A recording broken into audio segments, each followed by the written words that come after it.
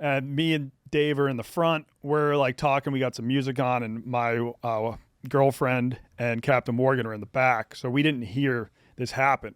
My girlfriend told me after we got out of the car that at one point Captain Morgan, I guess, like took out his and was asking her to. What? Yeah. That's what he always do. Like, he can't get into hard liquor.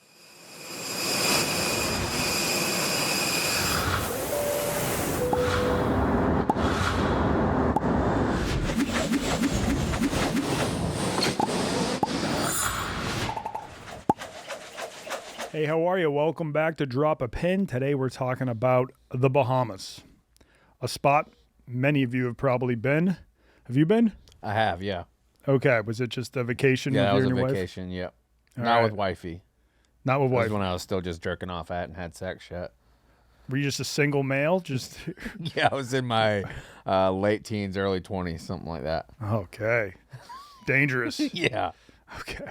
I think a lot of longtime followers of me know I've been to the Bahamas. I did a whole series on it around the time that COVID hit with a guy who is coming on this pod later. I'm not going to say his full name. We're just going to go blank. Porno Dave.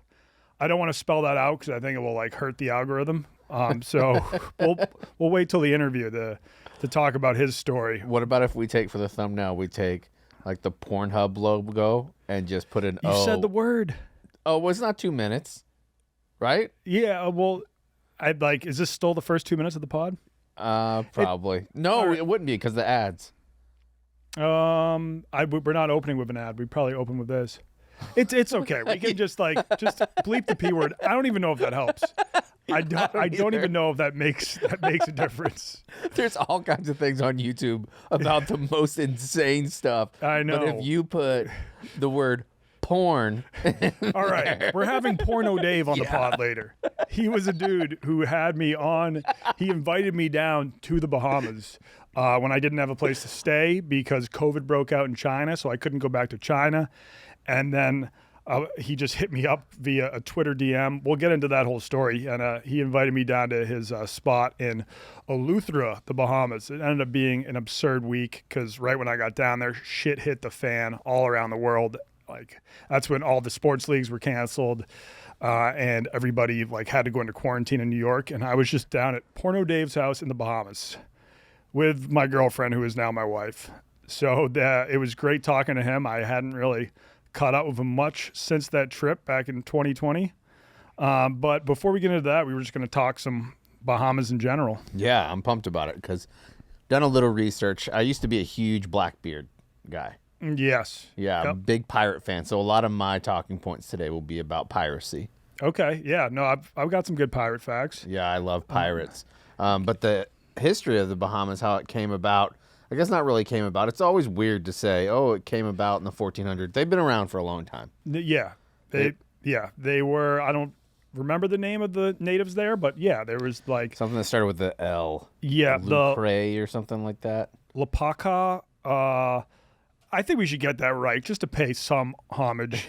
Yeah, we got to get at least the first Yeah, what 2 were the- minutes of the podcast correct historically. But a sad story about them, they are like, it's the Lucayan, the Lucayan people, but they were pretty much completely wiped out by disease. And slavery. Yeah. So now when we say like native Bahamians, they were just like people from Africa that were originally brought over.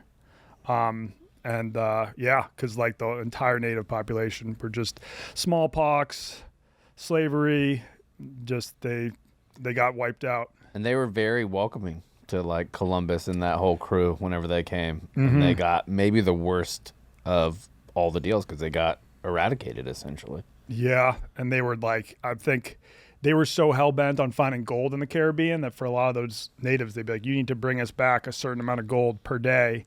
And if you don't, we'll chop your hand off. Like some really fucked up shit like that. Back in the day, they were not scared to lop off a hand.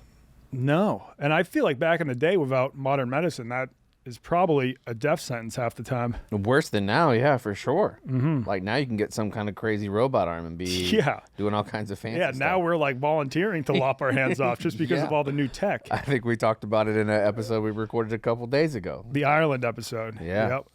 But you bring up pirates, and that is like it's very significant to the Bahamas because at one point, New Providence, which I think is now Nassau, it was like a pirate republic. It was just completely controlled by pirates. Not just Nassau, the entire all 700 islands of the Bahamas were It was just they were governed by the Republic of Pirates. Okay. And the Republic of Pirates is pretty sweet. I just imagine it like the UN, but with everybody with like an eye patch and a peg leg and a parrot. Yeah, it's and everyone's a raging alcoholic. Yeah. But they did practice some democracy. I think. They did. Yeah. I have a lot of information on that. It's actually really cool. Yeah, they was completely governed by the pirate code.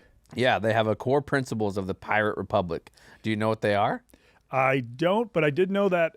So like everyone gets like a fair share of the booty, with the captain, I assume, getting the largest share, but then like the rest of it was divided up equally. So let's just say, for the most part, I would redo our constitution and maybe have the pirate republic, like some of the rules that they have. They have democracy at sea was their core principle, where the captains were elected by a majority of vote and could be voted out if the crew didn't like their leadership.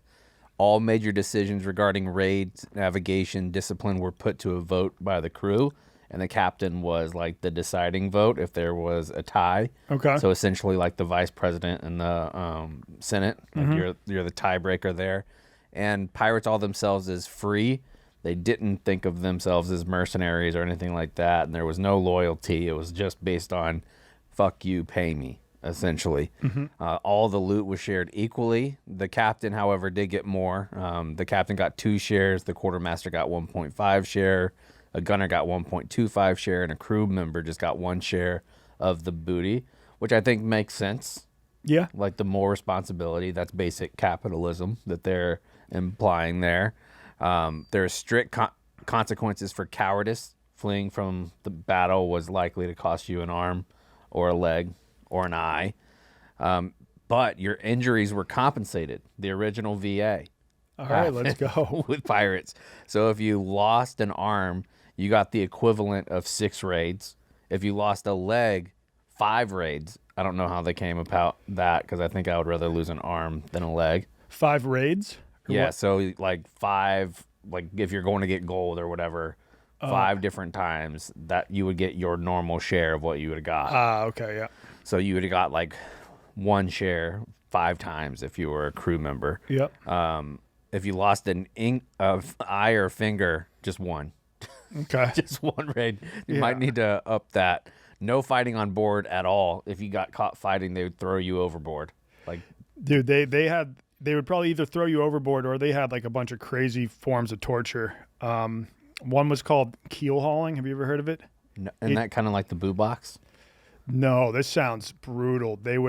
So you'd be tied to a rope, and the rope would go underneath the boat, and then you would kind of be dragged underneath the boat along its hull, and there were usually tons of barnacles along the hull. And you also just thought you were drowning. So like while it feels like you're drowning, you're just being dragged along a bunch of barnacles to the other side of the boat. Then you finally come up for some air. Then they drag you back under the hull, and then keep on dragging you back and forth. Like, just kill me. Dude, yes. Fucking die. I mean, with all those sharks. Like there's sharks too, and once you start bleeding. Sharks all over the place down there. Yeah. Yikes. And the boo box. The boo box. Was that real? I think I just saw the boo box in Hook. Peter Pan. Yeah, and Hook. Yeah. Okay, yeah. Boo. Silence during battles, which is interesting. I actually like this, where once people came on board ship, you weren't supposed to talk. You fought, and the only people that gave commands were like the quartermaster and people that were higher up in their chain of command, so that you could hear the instructions, because it was so much like everybody moved to the left side so we can try to throw this person off. Anytime they wanted to have communication, everybody was supposed to be quiet. Absolutely no women or children aboard. There was no gambling, which I would have always thought happened on a pirate ship. Yeah, maybe they just saved it all for when they were back at port, because there was definitely a lot of gambling going on, like in the Pirate Republic. Yeah, but once you were on ship, it wasn't allowed to happen, because that probably led to the fights, which could lead you to go overboard. Yeah. And Very strict lights out rule. Oh, okay. If you're caught talking and carrying on when everybody's supposed to be asleep, again, overboard. A lot like summer camp. Yeah, no, I mean that. I think there were some female pirates, but they had to cross-dress. Like they had to kind of pretend to be a man. Yeah. But in China, there was a very famous pirate. She was like the pirate queen of China. 100% true story. And she had like a fleet of thousands and thousands of pirates that she controlled. Yeah, the pirate stories always get me going. Oh, yeah. There's some great true pirate stories out there. And the Bahamas are like, I was reading this article about it. They said that if the Bahamas didn't have piracy tourism, there'd be no difference really from them in any other country in the Caribbean for a long period of time, and they would have never got off the ground economically without pirates and how much like the pirates museums, because in the I think it was late 1800s, early 1900s, the pirate craze was absolutely bonkers. People couldn't get enough of it. Yeah, like before there was Star Wars, Marvel, it was just pirates and cowboys. Yeah.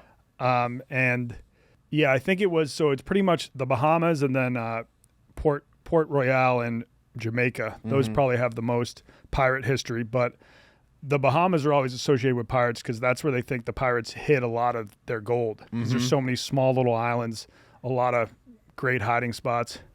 Unless you want to do it high. It's one of the flattest countries in the world. Yeah, I think Cat Island has the highest point in the Bahamas. And how high do you think that is? 254 feet. Sounds about right. I think it could be 232. I think it could actually be 232, but close enough. 206 feet. Oh, not bad. Oh, area code 242. Okay, yeah. That was pretty close. I knew I saw something close to that. Yeah. That's pretty flat. Very flat. And, One of the other reasons why it's still doing so well economically, they've had no taxes there since the 1700s. Okay. So they don't have any type of, like for the local parliament or local governments, they don't collect like local taxes at all. That includes income, capital gains tax, or inheritance tax.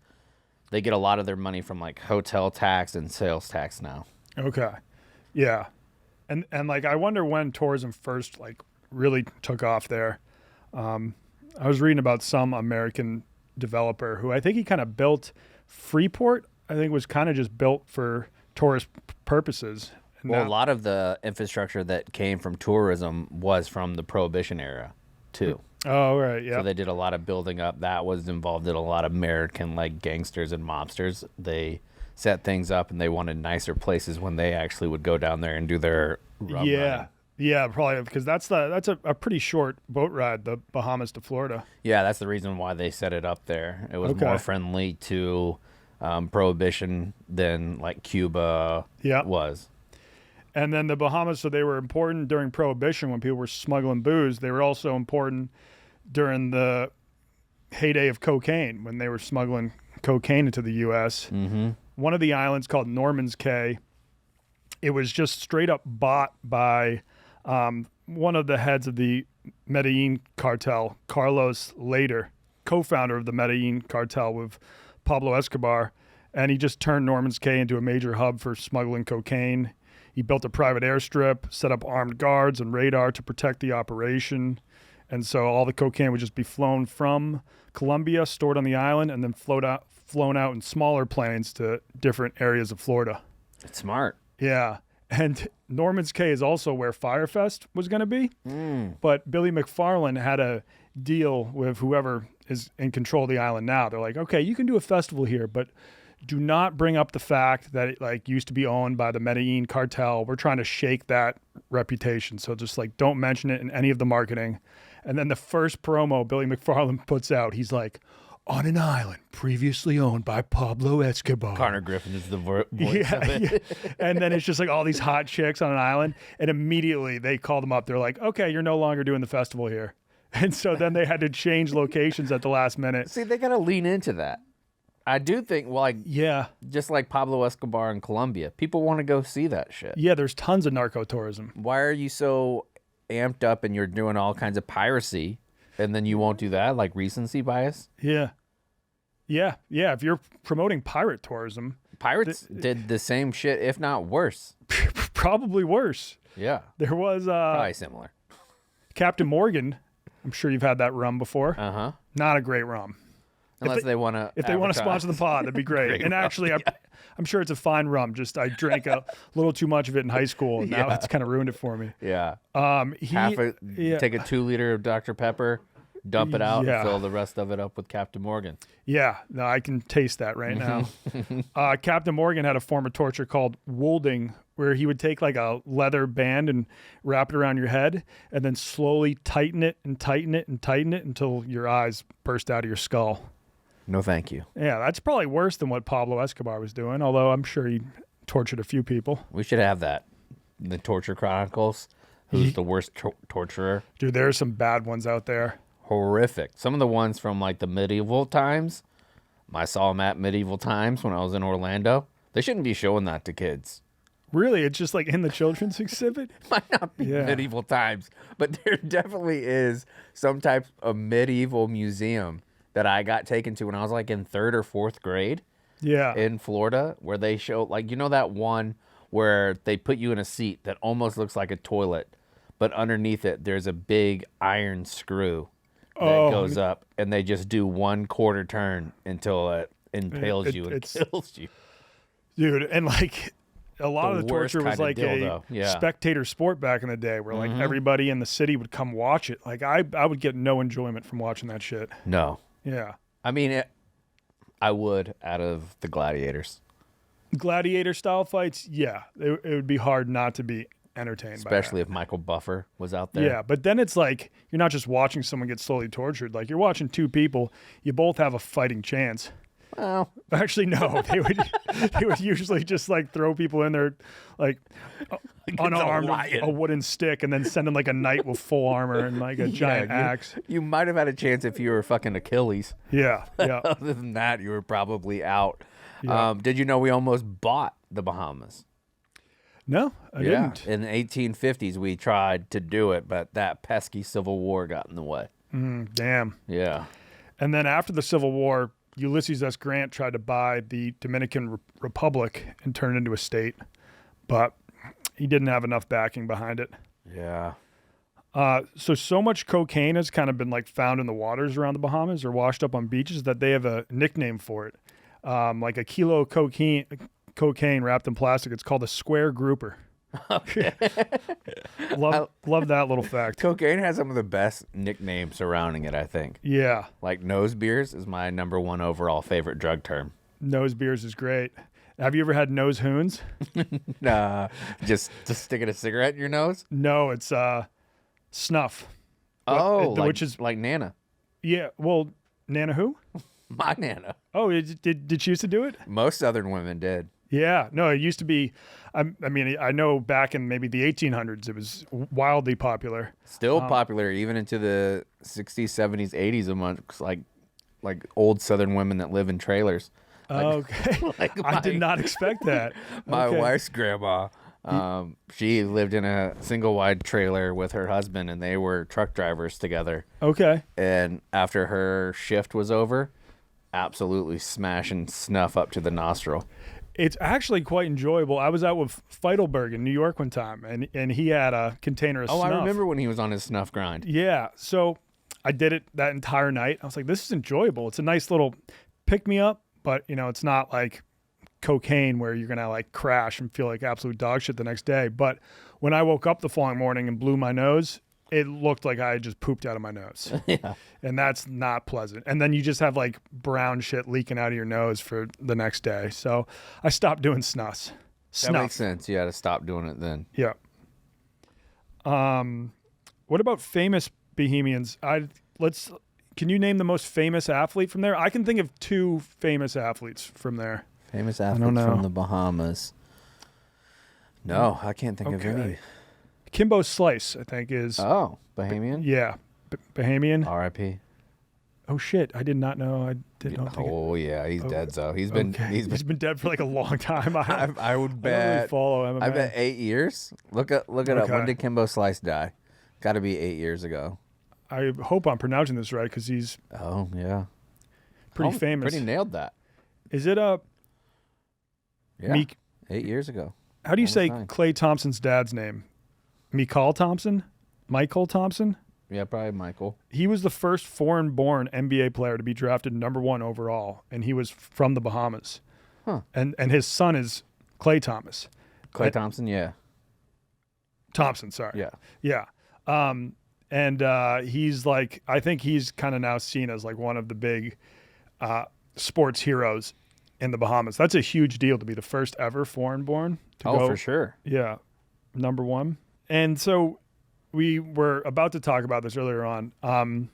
There were the natives on the Bahamian Islands, and then they are notable because that was the Bahamas was the first place where Christopher Columbus made landfall. Mm-hmm. They think it was the island of San Salvador, which is a tiny little island. Have you been that one? No, I've pretty much only been to Eleuthera, and I went spearfishing with Sydnie Wells in the Bahamas. Oh. That was awesome, but where the hell did we go? I might have to call up Sydnie Wells live on the pod. Drop a Pin is brought to you by Blue Chew. It's the original brand offering chewable tablets for better sex. And starting now, Blue Chew is offering a combo so strong it will knock your socks off and your neighbor's socks off too. You'll have to move towns with the amount of noise you'll be making. Blue Chew Max has arrived, and it combines the active ingredients of Viagra and Cialis into one chewable. It's a combo that acts fast and lasts. So guys, be ready when she needs it and get your first month of Blue Chew free. Great sex is a few clicks away. Just sign up at bluechew.com, consult with one of their licensed medical providers, and once you're provided, you'll receive your prescription within days. So how do you get that 1 month free? Well, you go to bluechew.com and you use promo code DROP, just DROP, and you just have to pay $5 for shipping, and you'll be good. You'll be maxed up. You'll be getting boners to the max. Once again, that is promo code DROP. So visit bluechew.com for more details and important safety information, and we thank Blue Chew for sponsoring the podcast. Believe me, folks, it works. And also, it's done online, so you don't have to have any awkward conversations with your doctor. I know when I try Blue Chew, I'm like, is the doctor going to think I'm a little too young to be asking about Blue Chew? But thankfully, did not have to have that convo. I could do it all online. Hola! Drop a Pin is also brought to you by NASCAR, and they got a big race going down in Mexico City. I just got back from Mexico City, filming a promo for this race and showing people all the cool things they can do in Mexico City while they're down there for it. But all you got to know is that Autodromo Hermanos Rodriguez is the crown jewel of the NASCAR Mexico Series. Tight corners and fast straights push drivers to their limits and lead to door-to-door battles all race long. Anything can happen in Mexico City, where bold moves and dramatic finishes are part of the show. And the fan experience is going to be electric with passionate crowds, nonstop energy, and a celebration of motorsports culture. Tickets are going fast, so lock yours in now at NASCAR.com and don't miss the excitement. Okay? Get down there, because not only is this race going to be nonstop adrenaline, it's also held in one of the best metropolises in North America. Like, I just got back from there, and there was so much to do. We did a hot air balloon over some ancient temples. We did a canal cruise. We went to a Lucha Libre event, which is why I'm wearing this mask, and we crushed a bunch of incredible tacos for $2 to $4 a pop. So, get your NASCAR Cup Series tickets now for edge-of-your-seat racing action. Secure your seat today at NASCAR.com. Let's get back into the pod. Hey. Hey, Sydnie, you're live on our podcast. I was just trying to recall, where in the Bahamas did we go spearfishing? I think it was like Turtle Cay. Turtle Cay. And is that the name of an island, or is that like a part of one island? Okay, what's the main airport that we fly into? Do you remember? No, because it wasn't Nassau. No, it wasn't Nassau, but we went like north of Nassau. Yeah. So type in Turtle Cay, and yeah. I'm pretty sure that's where we were at. Oh, yeah. Super like crystal clear water. It's not really have a lot of people around. Yes. And so what's Just go into that. Yeah, zoom into that, because I I saw an airport. Is that Turtle? Yeah, it's Green Turtle Cay. Looks like the island name. And then- Hold on. Yeah, that's it. Green Turtle Cay. Because the Cays are the little islands that go across. That's what they're called. Yeah. Okay. Cool. So like the Does that No make Name sense? Clay. Yeah. Yeah. Is that like right? Yeah. I think so. That was Green Turtle Cay. Oh, Yep. yeah. I'm looking at it right now. That's definitely where we're near. Green Turtle Cay, and that's right. Like, what's the island, Sam, that it's directly next to? That large one.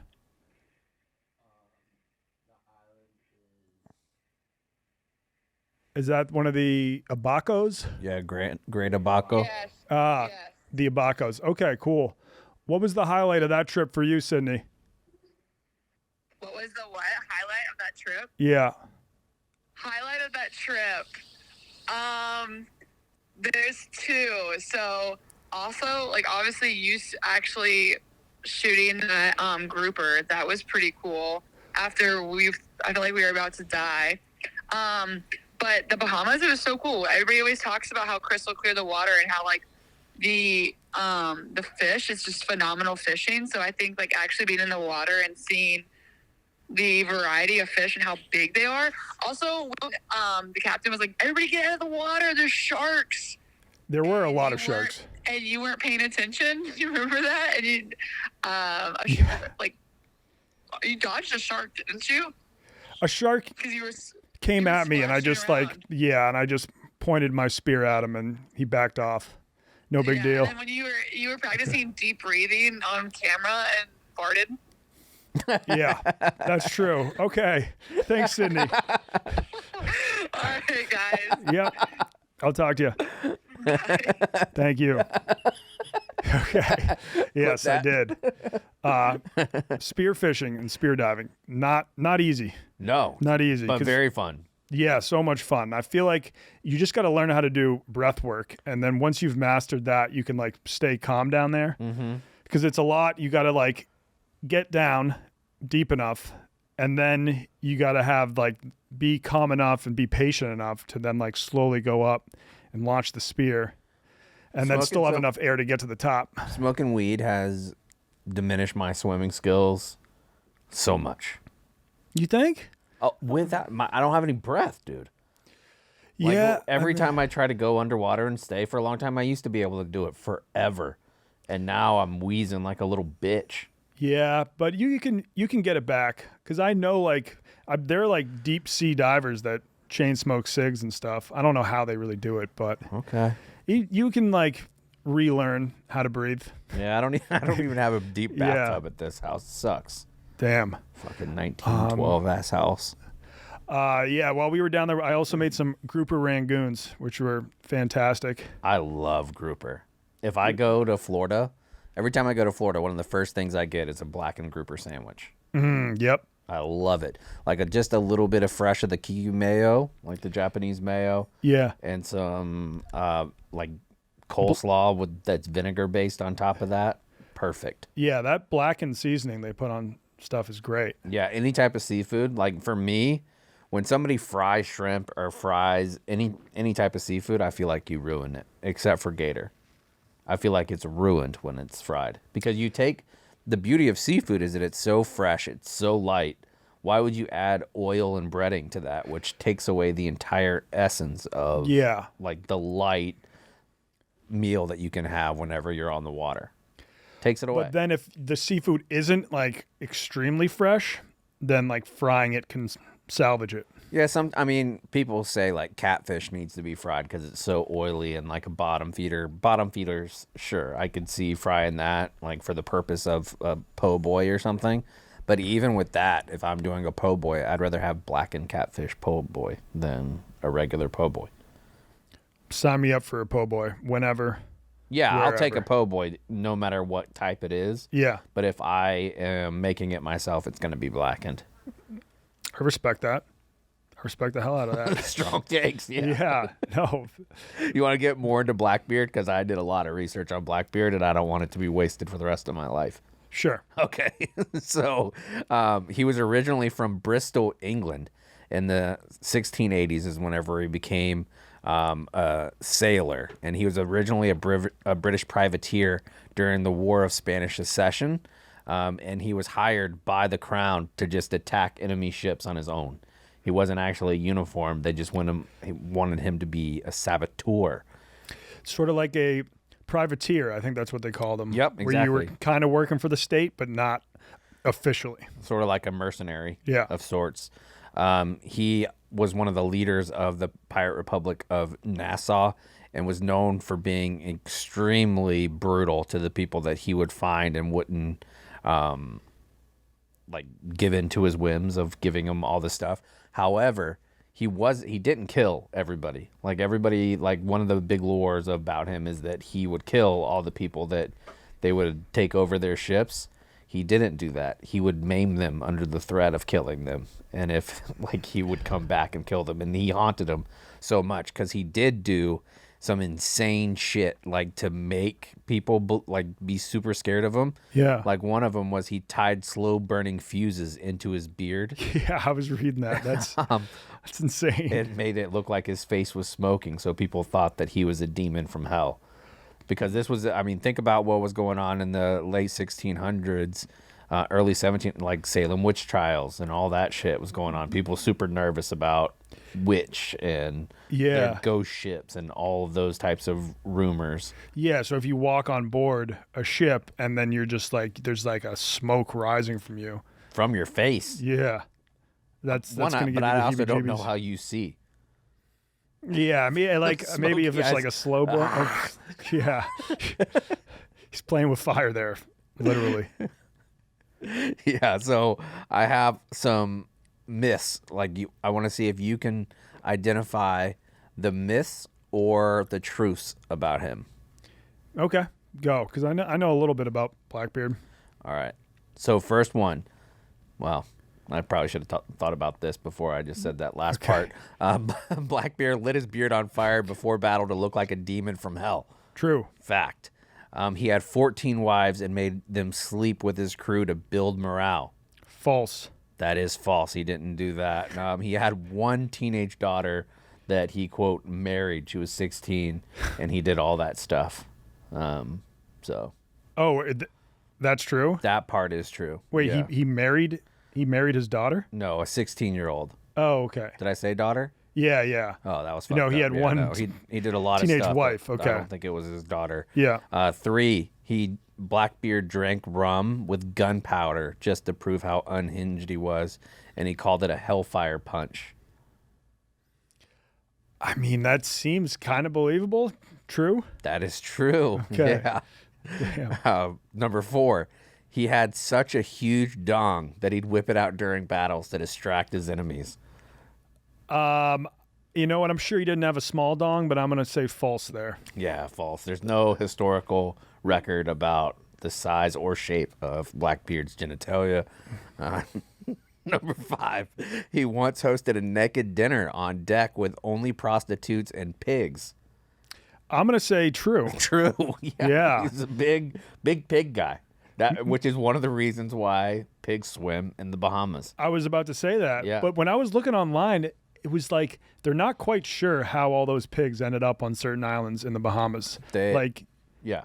Some people think that maybe just pigs escaped from a boat at one point, way back in the day in the 1600s, or they think it was just a tourist scheme all along, where it's going to let these pigs free on this island and then tourists can come swim with them. From what I read, it was because of this. Oh, really? Blackbeard kicked them off, they fucked, and now there's a bunch of pigs. Pigs do like fucking. Would you rather have cocaine hippos or pirating pigs? Cocaine hippos, 100%. Without a doubt. I feel like those pigs have become the most basic touristy thing you can do. And yeah. Yeah. And they don't show on the videos pig shit. Pig shit all over the place. Mm-hmm. And it's also, I think, so when I was down there with Sydnie, we went to an island with pigs and got to swim with them. But it seems like it's kind of bad for the pigs because now the pigs literally depend on tourists feeding them snacks to survive. I think they've kind of forgotten how to forage themselves. They probably hated COVID. Yeah. Probably real Think about hungry. everyone was like, "Oh, nature's healing. We've got dolphins in New York Harbor." Well, what was going on with the pigs? The pigs were probably dying. Yeah, meanwhile, pigs have like 6-packs. You don't want that. He once deliberately blew up his own ship to get rid of some crewmates that he didn't want to split treasure with. True. That is true. He Okay. wrecked the Queen Anne's Revenge on a sandbar, stranding it as the expendables and then blowing it up with TNT. God damn. Ruthless. Whenever he died, he had been shot 3 times. They came back to see him, but he wasn't dead yet. So they hit him with 5 more bullets and stabbed him 20 times. That sounds like Rasputin and not Blackbeard. Fact. That was Blackbeard. Holy shit. Blackbeard got shot up a bunch. And the last one, myth says that, nope, I was worded poorly by that because it's myth says his ghost still haunts the Bahamas and jerks off in the surf. Okay. False. True. True. Yeah. And are they like whenever there's white caps on waves? They're like, Yeah. that's Blackbeard's jizz? Yes. That's true? What the hell? Okay. No, it's not true. How Okay. can they prove a ghost ship? Okay. All right. So yeah, I think after this, I'm gonna find a couple books to read on Blackbeard because I was super interested in that fella. Yeah, pirate history in general. I think at one point I went down a rabbit hole listening to the Pirate History podcast. Oh, It's not bad. It's pretty good. And then when we were talking about notable Bahamians, wasn't there one person you wanted to bring up? yeah, yeah, there was. Let me pull up her name so I can remember her name. Her name is Mama Lolly, and if we're doing who from the Bahamas would we want on the podcast, I'm going Mama Lolly. The info that I have on her is she's a witch woman of Cat Island, a real woman who is remembered for her incredible size, reported to be over 400 pounds. Incredible. I mean, how long ago was this? Yeah, 1600s. Oh, 1600s. no, 400 pounds. 1930s, still big. Still big. Yeah. She had a deep voice and rumored supernatural powers. Tourists and even researchers came to Cat Island to see her in the 30s and 40s, and local claimed she could curse people or call on rain. She would appear during festivals wrapped in seaweed and bones. Damn. So you know who she reminds me of? Who? Old Craig. Who's Old Craig? You don't remember old school? I was like Internet 101 videos like, I'm Old Greg. You ever drank Bailey's from a shoe? Vaguely. You remember that guy? Bring up a photo of Old Greg. I'm Old Greg. Oh, shit. That's exactly the image I had in my mind. Yeah, that's Old Greg. Kind of like that one fish, too, that fucked that lady in a bathtub. Oh, from The Shape of Water? Yeah. Yeah, but The Shape of Water, that fish wasn't morbidly obese. Good point. Yeah. Great point.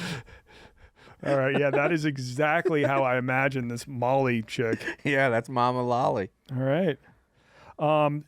I think I'm down to get into the interview. Wait. Who would you want to interview from the Bahamas? I'd want to get the haunted Chickcharney of Andros Island, Okay. but it's an animal, so I don't know how great they would be on the pod. It's a mythical owl-like creature that lives in the forest of Andros. But here's the thing. I was like, oh, what's it like? I think it's just an owl. They're like, oh, it has glowing red eyes and can twist its head 360 degrees. It's like, I think owls do have red eyes at night, and they can twist their heads 360 degrees. But, okay, he brought up a photo of the Chickcharney. Yeah, that pretty much just looks like an owl. Yeah. But if you treat it well, you get good luck. But if you offend a Chickcharney, misfortune follows. It sounds like people are just seeing an owl there. But yeah, I mean, we pretty much have our dream guest on this pod, Porno Dave, which I'm very excited Very about. true. But I guess next up it would probably be we either bring one of those pirates back from the dead or Lenny Kravitz. Yeah, I think it's either Blackbeard or Leonard Kravitz. I don't give a shit about Klay Thompson's dad. Well, okay. I mean, yeah, I don't either. I butchered his name. But yeah, so Molly Lolly, is that her name? Yeah, Mama Molly Lolly. Lolly, Blackbeard, Lenny Kravitz, and Porno Dave, who we're going to talk to now. Absolute Mount Rushmore of Bahamas. Yeah, exactly. Drop a Pin is brought to you by Brunt Workwear. I'm wearing some of these boots right now. They're slip-on, which is great, no laces. Choosing work boots used to mean sacrificing comfort or durability. If they felt good, they didn't last, and if they lasted, they wrecked your feet. But not these. Brunt Workwear has ended the trade-off, designing boots that withstand the toughest job sites while feeling as comfortable as your favorite sneakers. I think I wear these like almost as much as I wear sneakers now. Just because like the worst part of boots is it takes so long to tie them up. And they always come undone, at least in my case. But with these, I just slip on and I'm good for the whole day. No blisters or anything. Now, Brunt didn't just make a durable work boot. They reinvented comfort for the hardest workers out there. And for a limited time, our listeners can get $10 off at Brunt by using Drop a Pin at checkout. That's all one word, just drop a pin.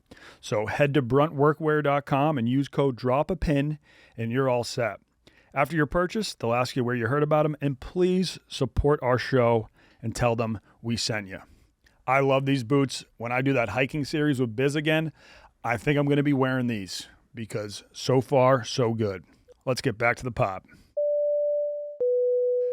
Drop a Pin is also brought to you by Mountain Dew. I know the Chicago summer is in full swing. It's like 80 degrees out today. I shouldn't even be wearing pants, but you know what goes great with warm weather and hanging with your friends? A nice cold can of Mountain Dew.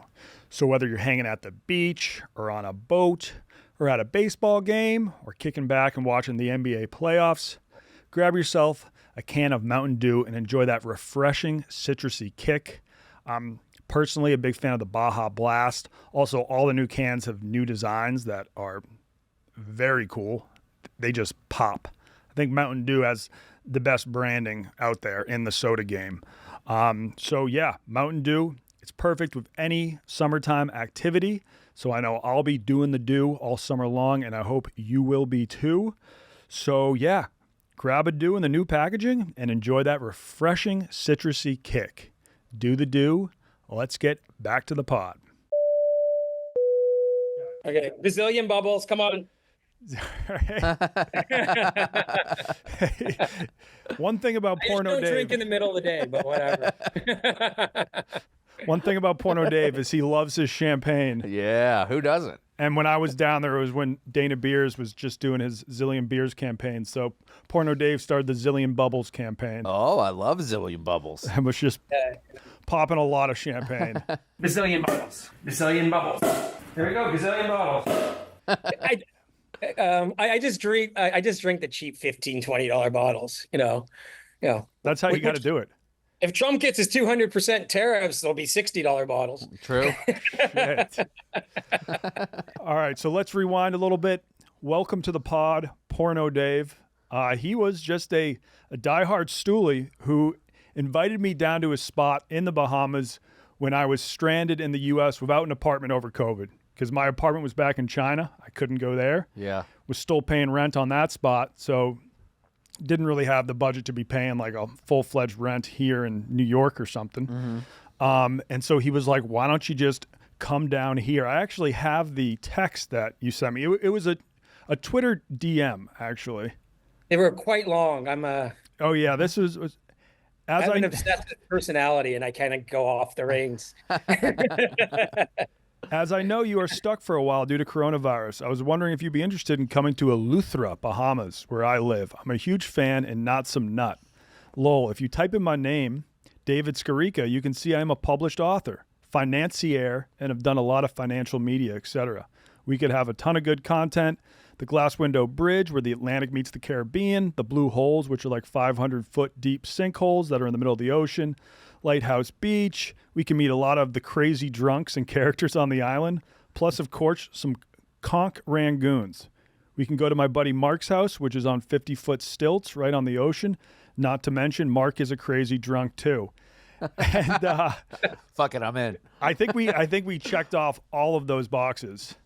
Yeah, we saw you got a unique view of the bridge when you first came in because there was the rage was going on.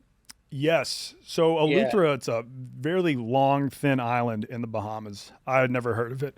And at one point, the island is so thin that when like the seas are rough, they kind of just like wash over the island, and you can't drive from the north part to the south part or whatever. So we had to like hop on a rickety boat and just literally take it. And we got right off the plane, and then they loaded us onto this boat with like a bunch of tourists. Everyone has like 3 suitcases, and then just like where we got on the boat and where we got off was like almost like a cliff with all these sharp rocks around.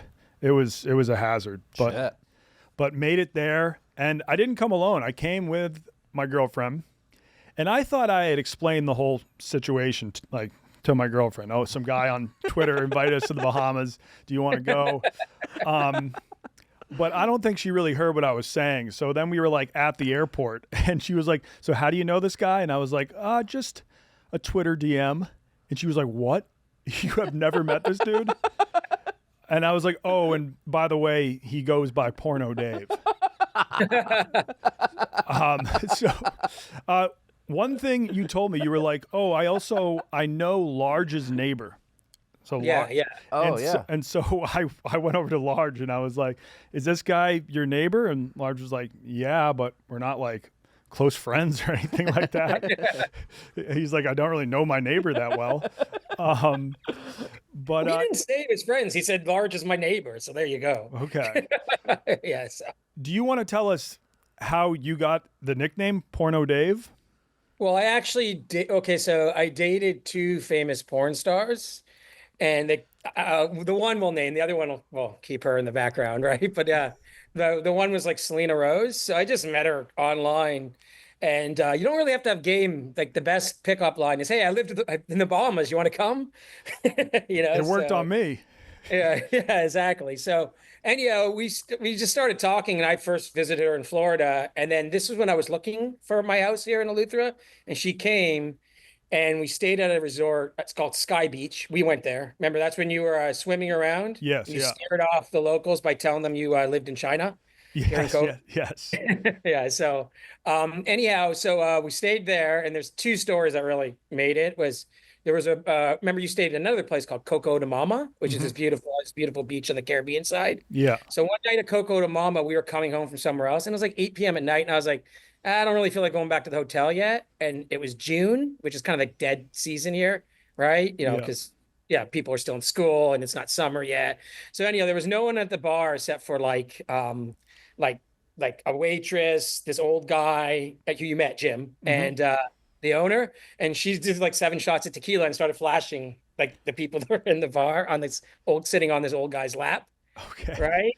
And then people knew she was a famous porn star. And then when we were staying at Sky Beach, they have these big houses there, but they're quite exposed to the local roads that go to the hotel, like bar and pool. And she was just walking around naked all the time. And then so what was funny is because there's no traffic, right? Because this is a little side road. I noticed the traffic started increasing, right? When she was walking around naked. Yeah. And then one day I have a big Super Bowl party every year. And after the Super Bowl, we put on music and we're just like partying. And this one girl is like dancing with me, and she points at me like this, goes, "I know who you are, Porno Dave." And I was like, "What?" And that was like the first time I'd heard it. And I guess like the reputation from her name is Selena Rose, the porn star. And I was like, I guess that's my nick. And this island's weird in that because it's so small, everyone has little nicknames. Like Morgan, who we're going to talk about, is Captain Morgan, and I got a friend down the road named Pete who owns a dome. They call him Dome Pete. So everyone has these like little nicknames and stuff, right? So yes, and Selena Rose has actually popped up in a Barstool video when Portnoy did his first AVN convention awards video. Didn't he get into like a fingering competition with her? Oh yeah. Oh yeah. She was like so wasted and drunk, and easily the most wasted porn star there, right? At the AVN Awards. And she just started like saying stuff about grabbing his crotch and she was like all over him. So maybe she likes Jewish guys named Dave. So maybe she may have a fetish. Yeah. And Selena Rose like lived with you down there for what, like 3 or 4 months? Oh, no, no, no. She just stayed with me for a few weeks, like visiting and stuff like that. And we only dated for like 3 or 4 months because Okay. that was like she was kind of like she was at a contract with what was called Digital Playground, Hmm. which does kind of those high ends videos. So she was kind of out of control at the time. Like she was only like 20, 21 years old. I was in my early 30s at the time. Yes. And she would work like 2 days a month because she had a contract, like make pretty good money and just be like partying the rest of the time. And it was just too much. And she was really into like, I don't want to like, because she's like a nice, like I was still friends with her afterwards, but she's just like way too much into drugs and just getting drunk every day. And I just couldn't take it after a while. And Okay. actually she fooled around with some guy who she ended up stalking her. And the guy ended up calling me and like, it was out of a movie. The guy was like, I'm going to kill you if you don't get away from her and like stuff like that. And I was like, okay, I think this is over. You know. Porn So stars. Porn stars always come with a lot of baggage, I'm sure. Yeah. yeah. So Yeah, well, well, I showed you this story about her breaking up the big drug ring, right? yeah, so this was like a few years after you guys had dated? Well, this is literally because remember the whole article and trial didn't happen a few years later. This is literally the next guy she dated after me. He was Okay. some guy who was in the military, and him and his buddies, when they left the military, had no work and nothing to do. Yeah, So what he was do you actually a Marine. Okay. Right. Yeah. And So then, what do? You import Molly from China Yes, and turn it yes. into ecstasy and sell it. You sent me the article. She started dating an ex-Marine in Miami who had to like leave the force because of he got hurt or something. I'm not sure, but he left the force and then started importing like fake Molly from China and selling it. Yeah. And dating this porn star. And somehow the porn star ended up like busting this entire drug ring. Yeah. Like, how did that happen? She jumped on his car naked while on drugs in the middle of Brickell, downtown Miami. I guess because he was one thing about her, even though I told you that story, is that like she's Cuban and she still was possessive and jealous, right? Mm-hmm. And it was like if you're her boyfriend, you were her boyfriend. You weren't allowed to like date other girls, even though she did porn, right? It was like I guess this guy was fooling around with other girls and she found out and she was all hyped up and she ran out naked on the street. He was like, I'm getting out of here because they were fighting. And she jumped on his car and then she got arrested for indecent exposure. And I guess she told the cops, you should see all the weird packages this guy get because she was angry, right? And then they raided his house. He's like, what the fuck? What the fuck? And yeah, now he's doing like 5 years in jail.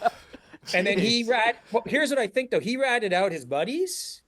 And I think something happened recently with it. This is because I still talk to her, like we DM on Instagram, and we're just friends. And I haven't seen her really since that time. We just just keep in contact, talk once or twice a year.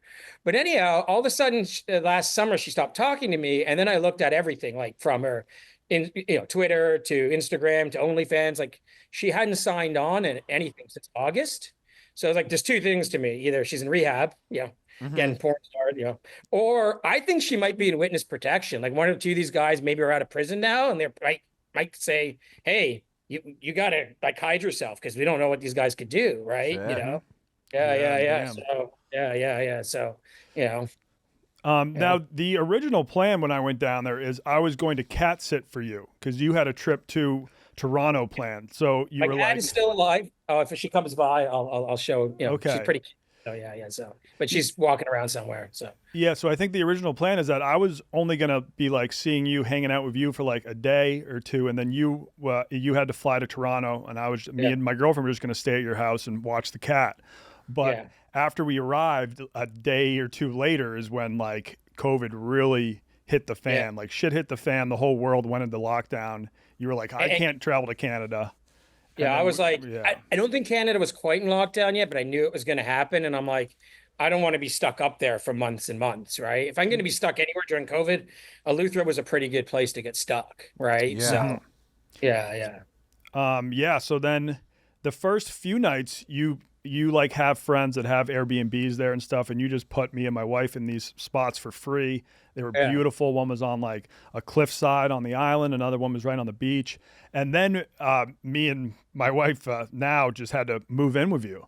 And it was quite an experience. You do have a beautiful spot.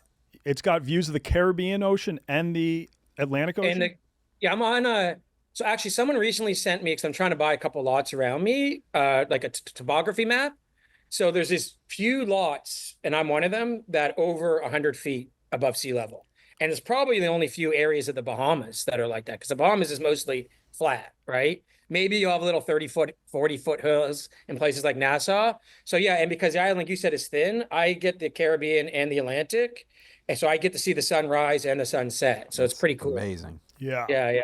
And I fixed up the house a lot since you left. Like, I don't know, you can see in the background of all these neon lights, and I put this kind of like stone tiling on the walls and new floors and new windows. And so it's kind of like a club at night with all the neon lights and stuff. So kind of fits the porno day vibe. Hell yeah. You know? Yes, it definitely gives off porno pad vibes.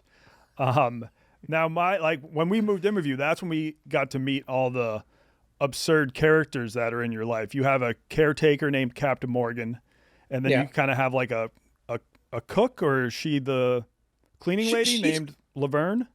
And for people who haven't seen the videos yet, the backstory was I ran into her van and dented her van when I was backing out one day, when it was like the lockdowns were about to happen. So I was like, I got to get supplies. Mostly I got to get booze. And so I backed into it, and then I told her she'd be my maid for life. And I fired her and rehired her about 3 times since then. Yeah. So, because she's a little difficult to take. And so she has a bad temper, I would say, you know. And Captain Morgan has a very interesting backstory. We were talking about beforehand, talking about it. So he's kind of my handyman, and he was rich for a while. So he's the star, in my opinion, of the last video, when he's the star, but he also did some very out of line things, which he was we'll talk off about. Camera. He was obnoxious. But and he's out of line. Let's talk about this guy's backstory, because this should be a movie. Okay. So this is a local guy, right? Born and raised in the Bahamas. His father is actually from the Turks and Caicos. And for those who don't know, the Turks and Caicos were separated and became its own little country because they didn't want to join the Bahamas, and the Bahamas became independent. Okay. So his dad was from the Turks and Caicos when it was still part of the Bahamas, moved here and married his mom. His mom worked for the phone company. This is where the boring part ends. His dad was a drug dealer, right? Who got killed when he was Morgan was about 13 or 14 years old, got shot right in town. Okay, Right. wow. Right. And then Morgan kind of took up the family business, and he's also a boater and fish and stuff like this. So what happened was the main drug dealer in town got extradited to the States, I'd say about 20, 25 years ago. Right. And for a while now, there's a lot more going on here with construction, real estate, resorts. But Eleuthera was pretty like either you're a fisherman or you were a drug dealer, like for a while, you know, or you had a farm. Like really, that's what was going on for a while, right? Mm-hmm. So anyhow, when that drug dealer got extradited, Morgan kind of took over, and had $1 million or $2 million of coke on him, and he made all this money. He married this white woman from the States named Kimberly, and they got married at this really nice house that's on top of the hill that overlooks the town. Okay. Right. But he wasn't the most loyal husband. Right. Mm-hmm. And he was a hardcore partier. And he was just like, he thought the drug money was never going to end. Like supposedly one infamous story about him is he would just buy new Nikes every single day. He would just buy like a new pair of $150 Nikes every day. He put $20 in his car and give $100, to the gas attendant, like stuff like that. He was just out of control spending and stuff. And anyhow, so one day he got in a motorcycle accident, and I think their marriage was on the rocks. Half his body got paralyzed, right? He was in the hospital, and she made him sign something, and he thought it was signing over like, she's in charge of whatever, his health in the hospital. But no, he basically signed over the house to her. Okay. And then she divorced him. And then the drug money kind of ran out, and he's just kind of like done odd jobs since, and he's a raging alcoholic, and I think he's still kind of in love with her, and he's just like never gotten over it, and he's obviously does drugs and alcohol to numb the pain. So like he's like, yeah, and he gets out of control too. Like you can talk about if you want to talk about where he was there, yeah. But it's his life can be a movie. Like listen to that. Yeah, so he went from like one of the richest guys on the island to now he's just your caretaker, and he also is a stone crab fisherman. So have you had stone crab before? I have. I think it's the one type of seafood that might be better than lobster. It I is love it. Yeah. delicious, but very expensive here. He would just show up at Dave's house with like a giant bag of stone crabs. He'd be like, "Here you guys go. This is for lunch." Damn. Yeah. Well, you want to hear a funny story? So he went stone crabbing just recently, and he made about $1,500 or so working a few days on the boat, right? And a lot of Joe stone crab, especially in Florida, the chain, they come from here. They're the ones that come from here, right? Yeah. So they're trying to export this to the States, and they're having all the problems because now there's all these tariffs on it, and they don't know what the hell to do. So it's all sitting in Nassau in the Bahamas right now, like crates and crates of stone crab because the tariffs have like screwed the whole thing up. Shit. Damn. So does Captain Morgan's wife still live on the island in his home? That he It's like kind of signed to both her? their homes. Yeah, she lives in it. It's her home now. Like it's a rental as well. And she always has little kind of sugar babies, like sugar, like Sugar younger- daddies?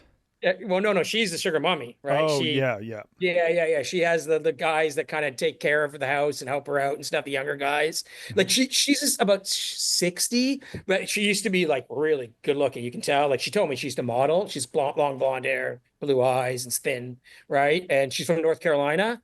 And I guess one of her family members is from Spanish Wells, the white Bahamian island here. Mhm. So that's how she can get residency and stuff here. So yeah, she still lives in that house. And like I said, I think someone told me she's looking to sell it, but I don't know. She really likes it down here. So Yeah. I kind of have a casual relationship with her. Like I'm friendly with her, and I talk to her once or twice a year, but not too often. She actually the other day, about a few months ago, tried to run him over. Okay. All right. Sounds like they have a healthy relationship. So I thought Captain Morgan was the man. We were having a great time on the island, but as Dave said, he does have an alcohol problem. And one of our last days on the island, Captain Morgan does? Captain Morgan does. Damn. But he doesn't drink Captain Morgan. He drinks, he was just like walking around with a bottle of vodka that day. And then we hop in Dave's car. We're driving to this cenote, or is it like a sinkhole? Those like deep blue holes that you can swim in. Yeah. And me and Dave are in the front. We're like talking. We got some music on, and my girlfriend and Captain Morgan are in the back. So we didn't hear this happen. My girlfriend told me after we got out of the car that at one point Captain Morgan, I guess, like took out his dick and was asking her to touch it. What? Yeah. And here was Yeah. like, no. And he was not happy. Like he never put a hand on her or anything like that, but he was like, touch my dick, touch my dick. And then we heard about that later, and I was like, all right, Captain Morgan, you gotta take a seat, dude. Like you gotta stay the fuck away from her. He did when he finally sobered up, he like felt horrible about it, but I was like, all right, I gotta keep my distance. Yeah. Yeah. That's what he always do. Like, he can't get into hard liquor. Are you gonna go with the bottle of fucking vodka? Leave the vodka. Leave the vodka. It's just getting fucked up down there. Captain Morgan is in there nude now. Hey man, you're naked. Get up. Yeah. Hey, Morgan. Hey, Morgan, stay away from my girlfriend. Girlfriend, yeah, come on, man. No offense. Captain Morgan, I'm blocking it up. Like he can drink beers and he's fine. Like the other day he was here. Another thing he does when he starts getting the hard liquor, he just wants to call everyone. I'm like, Sean, stop calling girls. You're drunk out of your mind. You're just embarrassing yourself. Yeah. No girls want to talk to a guy who's just, slurring his own speech and over his own words. And so anyhow, he did that the other day. He came to my house. He just started getting into actually was rum, right? And then like the next day, a friend of mine told me, he's like, he almost got locked up last night because he just goes into town and acts completely out of control. I don't get that, because if I'm drunk on champagne or beer or hard liquor, I'm kind of the same. I just and I want to sleep. Like I just want, if I get to that point where I'm too much, I just want to find my pillow and pass out. I don't want to go fight people and be belligerent. I don't get it, but that's what he is. He used to have a pretty serious crack problem as well, right? Yep. Okay, Yeah. but he is now off the crack, right?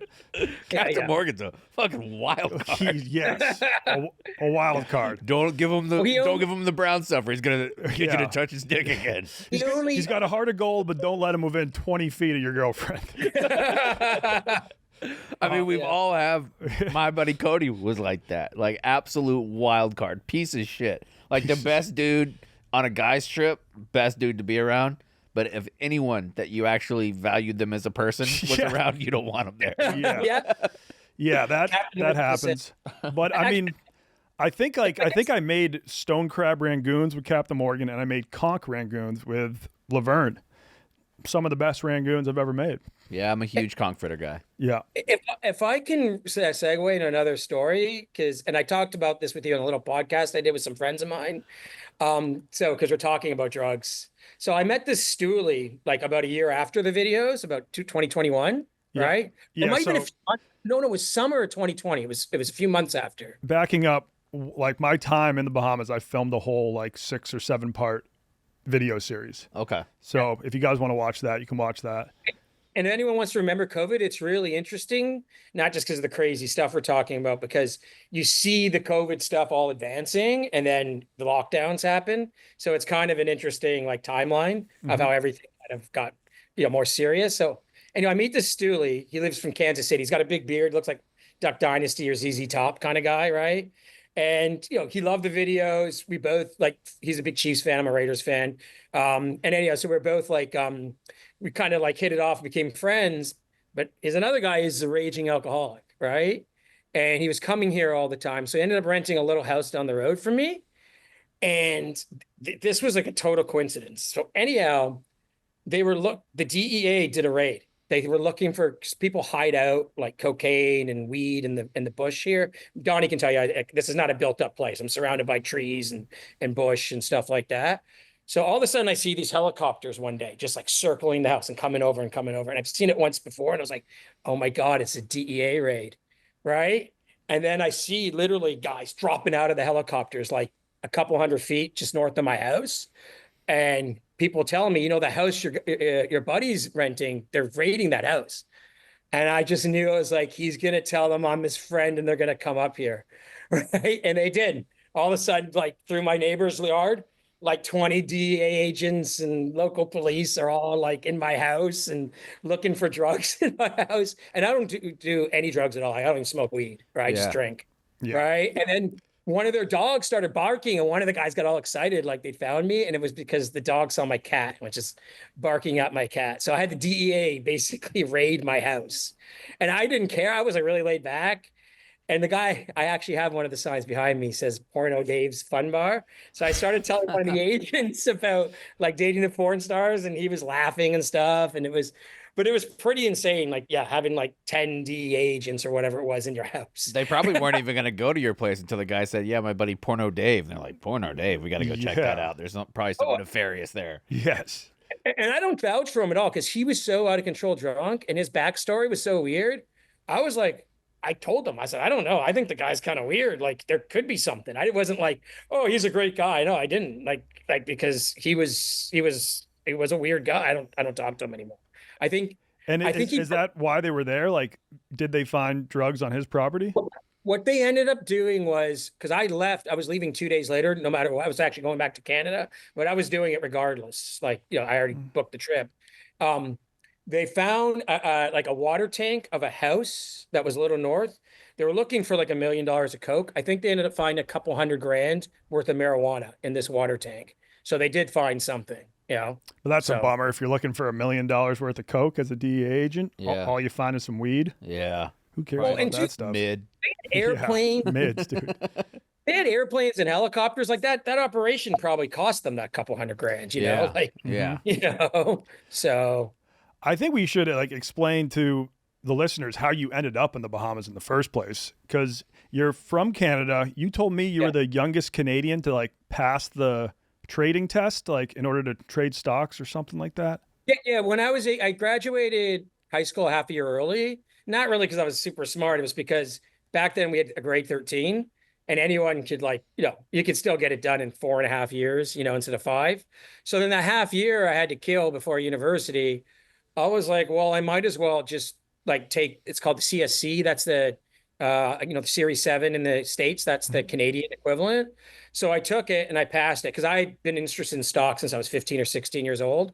So I passed it and then I got my trading license. And then it was during the .com bubble. I'm 47. So, and during the .com bubble, I kind of thought, well, if I go to university and when I get out, the bubble's going to burst and there's going to be no jobs in finance. So I'm just going to start my own little publication and newsletter and manage some friends and family's money, which I did.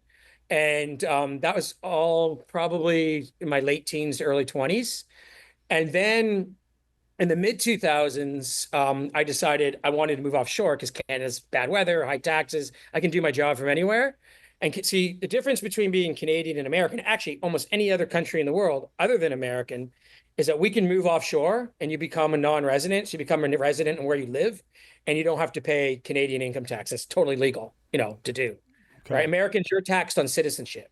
Yeah. So if you move to the Bahamas, you would still have to file with the IRS and stuff like that, right? Mhm. So you have to file with we call it Canada Revenue Service. Like you have to file with them and say, okay, I'm living offshore, and you have to spend half a year plus 1 day outside the country, right? Mhm. So then I just became a resident in the Bahamas. I lived in Nassau for like 5 or 6 years. The crime was getting bad. I'm from a small town. It was getting overpopulated. And I was like, I'd rather live in one of these smaller islands. And I went over to Luther, and actually what sold me right away was I brought my car over on the boat. It's only like a 2-hour boat ride. And then I went over that glass window bridge at sunset. And I was like, yeah, this is amazing. I'm moving here. And then, and at that time, the real estate prices have really boomed here. But at that time, real estate was much cheaper in Eleuthera than Nassau as well. But what's happening is because of COVID, people kind of wanted to get away from the city, and that really, Eleuthera is booming. Like there's been articles in Wall Street Journal, New York Times on the place. Actually, one of my neighbors, I met him one time, about a year ago, I met him for the first time, bought a house here. His name is Todd Wade. He was actually the starting right tackle for the Miami Dolphins and Houston Texans for a while. And he's got a house like down the road from me. Lenny Kravitz lives on Eleuthera too. Okay. Yeah. Does he bring his big scarf? I don't know if it's scarf weather down there. He's but... ridiculous. He bikes up and down the island in like full leathers. It's so ridiculous. What a legend. Yes. Yeah, he's got like a straight up mansion down there. Oh, I thought you were going to say huge cock. No, he doesn't. No, he doesn't. He's got a little 1-bedroom. Oh no. Actually, we're talking about his cock. he doesn't on both accounts. Oh. How do you know about his cock? Because he was at you can just look it up online. He was singing at a concert and his leather pants ripped. Oh, and shit. It was kind of hanging out, and it wasn't Very average. Pretty, Yeah. Very average. Yeah. All right. So, Goldfinger, bring up Lenny Kravitz's Yeah, cock. pull that up. and then his house is here. They call it the Love Shack. It's just like a little studio house, it's all macked out, right? And then he's got his music studio, and he has this online too. And then he lives in a trailer next to the music studio. It's like a macked out trailer. So he doesn't have like a big mansion down here. Oh, okay. And there's this little enclave. Remember we went to Golden Key quickly? That was the beach where Darth Vader, Hayden Christensen used to have the house. Okay. I told that story quickly. Yes, yeah, I think so. I'll tell that story in a second, but he's just got this his own little private beach there he hangs out on. And they call it Kravitz Naked Beach. I guess he hangs out there naked all the time. Okay. Get a drone. Yeah. Yeah, well, my girlfriend, I would say her experience, I mean, it was like a little traumatic for her, just with like all the crazy shit going down with Captain Morgan and like I would say so. yeah, and then like You guys didn't know where you were going to live. Like I remember you guys had, yeah. lockdowns were happening and yeah. But I think overall, like now she looks back on it and she was like, yeah, that was kind of fun. Does but she? Maybe we'll have to have her on the pod at some point. I think her only complaint is when we moved into your place. So like she went into the bathroom and there was a bunch of ants eating a giant moth, and that kind of freaked her out. Yeah, they call them money bats. So they are these gigantic moths. And my cat they actually say if they land on you, they're good luck. You're gonna get money. That's what they call them, money bats. Oh, right? okay, cool. So it's a superstition here, but you see them flying around once in a while, and my cat probably killed it, and then a bunch of ants, probably a bunch of ants started. Yes, it was a very tumultuous week. Our first day hanging out, he was like, "I want to show you the old Club Med here," and it had closed down like 10 years prior, something like that. So it's like all abandoned, and we're just exploring the ruins of it. And Dave's foot like goes through the roof of something, and he falls over and dislocates his shoulder. Oh shit! Are you okay? Make sure I can pump that in. Yeah. All right. Has this happened before? No. Shit. Yeah. That's a tumble. That's a big fall. Oh no, it was deep. The thing was probably, I'm about 6 foot tall, so it was probably 4 to 5 foot deep. You know, because I remember when I lifted myself out, I knew it right away. I've never dislocated. I've dislocated my knee a bunch of times. I did play football, and but I've never done my shoulder. And right away, I knew. I was like, yeah, it's popped out. And then we run around. We go to a local like walking clinic. This woman gives me a weight. We're doing all this crap. Then finally, we get back to the house Donnie's staying at. I go on Google and says, do this. And you go like this and you pull your, and it pops right back in. Yeah. Yeah, because like when it happened, I didn't know what to do. I called up Roan because I know it happens to Roan a lot. I picked up the phone and it was a frantic person on the other line. I didn't know who it was, but clearly it was Donnie after a second. And he said that someone had popped their shoulder out, and he knows that I popped my shoulder out, and maybe I could help him. My first thought was, why would you not call a doctor, contact a doctor, 911, look up someone who is actually a medical professional other than just an asshole like me? And like Roan tried to give me some tips over the phone. That did not work. But yeah, we finally got your shoulder back in place. A cool story about Club Med is a friend of mine got some of the old tiles from the old resort, and I'm going to buy them from him, and I'm going to make them. I have a little island in my kitchen, and I'm going to put them on my island in my kitchen. So it's kind of cool. They're the old tiles from like the old Club Med, like 30 years ago. That is cool. So, Nice. yeah.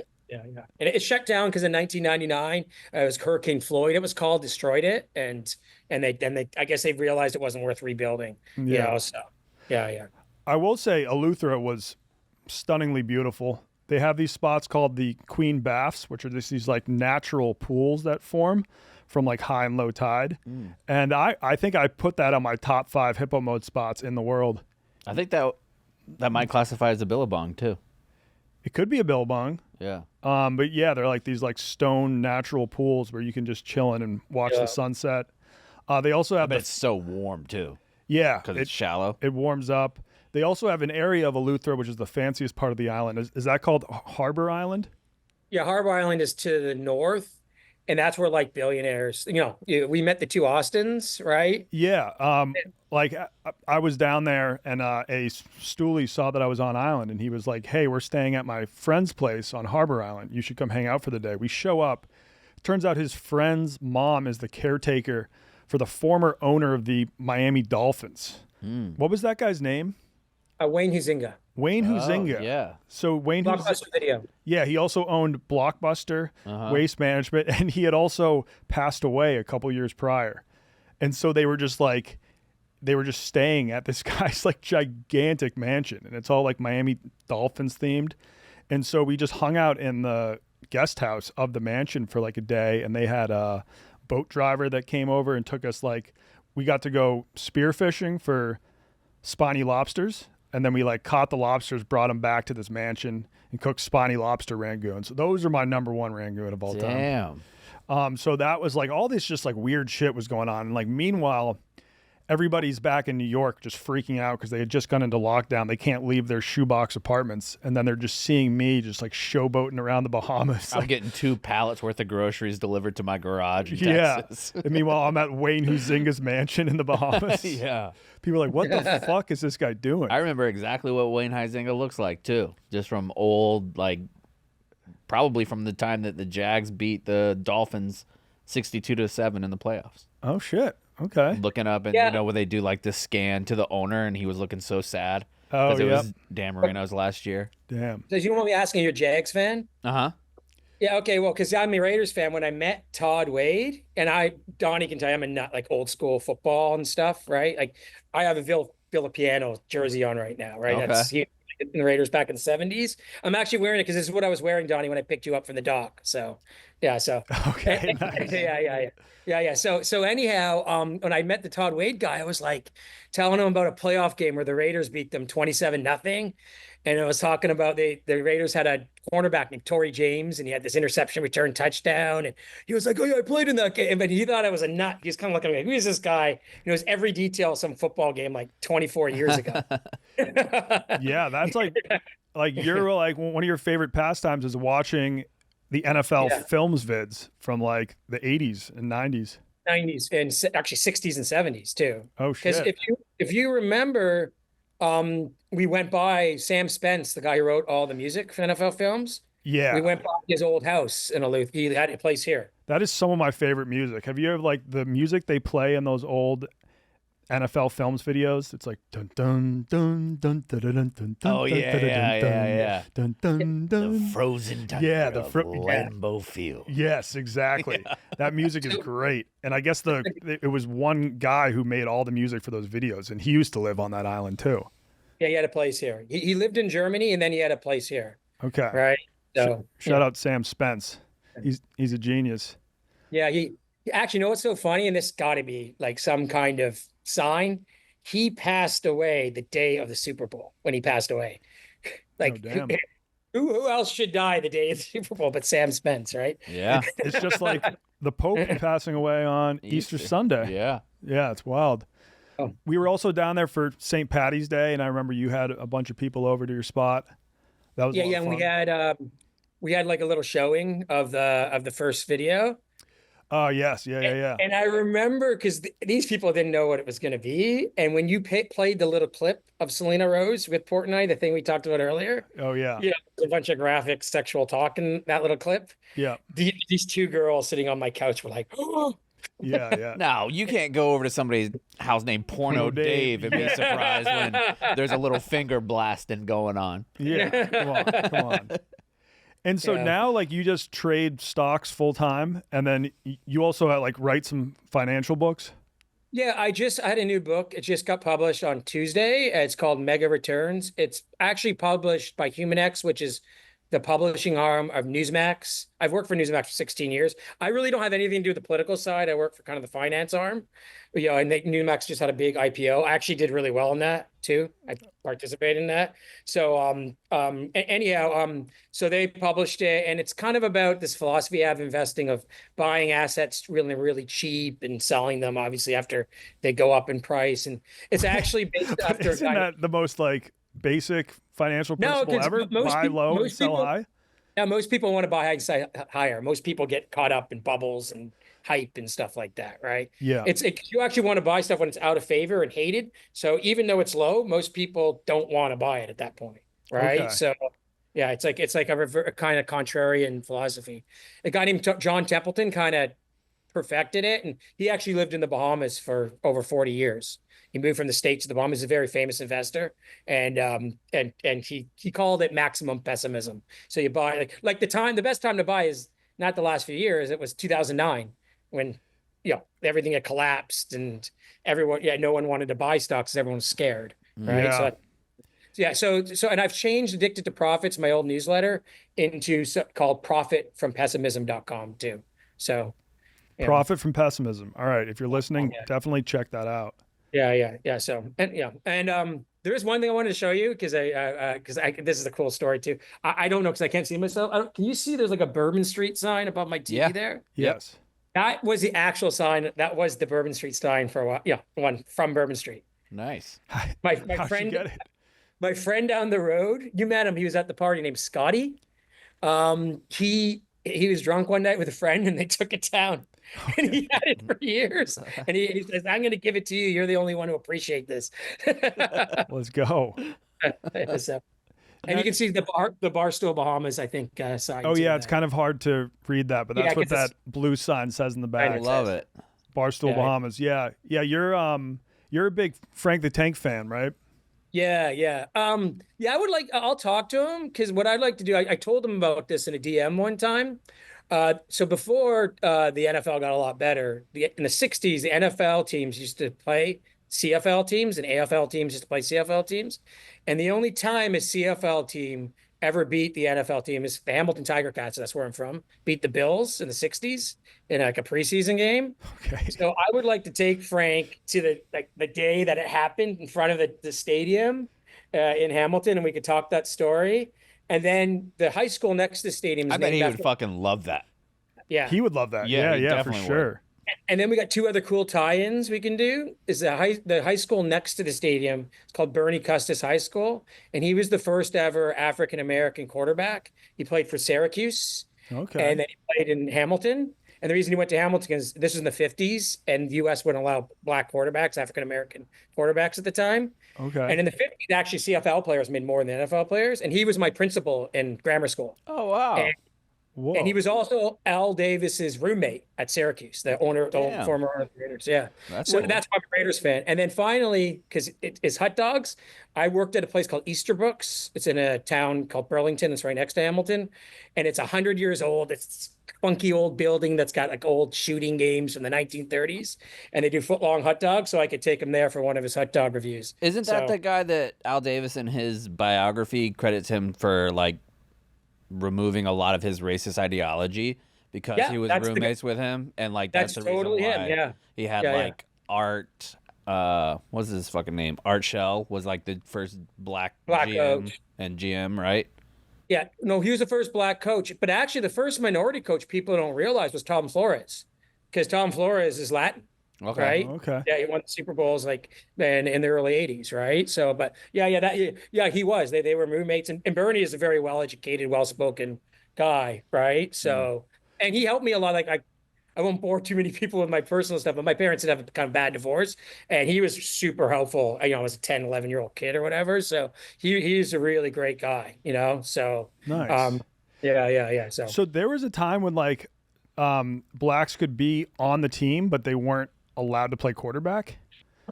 Yeah. Or was that just like an unspoken rule? Like that we're like, oh, we're not going to have a black guy play quarterback? I think that. If you want to play defense, it's fine though. I don't know if there was ever like a rule banning it, but it was just like not a thing that was done for sure. Okay. Yeah. Custis was drafted in like a later round, because back then they had like 20 rounds in the draft, and that's kind of cool segue because the draft is tonight, Yeah, right. Yeah. Right. So Custis was drafted, and Paul Brown, who was open, the owner of the Browns, right? The original coach and owner, right?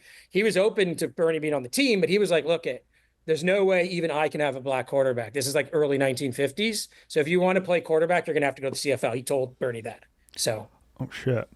Yeah. So now, do you have any any final fun facts about Eleuthera or any Bahamas tidbits in general?